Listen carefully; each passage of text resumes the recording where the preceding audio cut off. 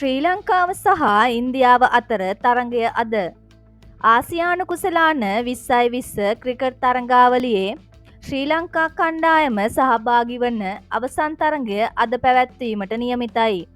ශ්‍රී ලංකාව මේ තරගයේදී තම සාම්ප්‍රදායික ප්‍රතිවාදීන් වන ඉන්දියාව සමග තරග වදිනු ඇත.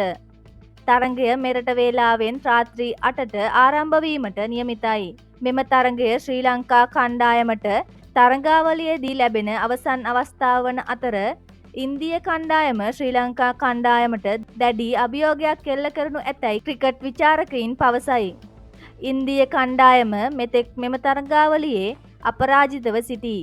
සුපිරි 4 දෙනාගේ වටයේ ශ්‍රී ලංකාව සහභාගී වූ තරග දෙකම පරාජය වී මෙම තරගයට අද මුහුණ දෙයි. ප්‍රබල වෙනස්කම් සමගින් ශ්‍රී ලංකා කණ්ඩායම අද තරග බිමට පිවිසෙන බව දැනගන්නට ලැබේ.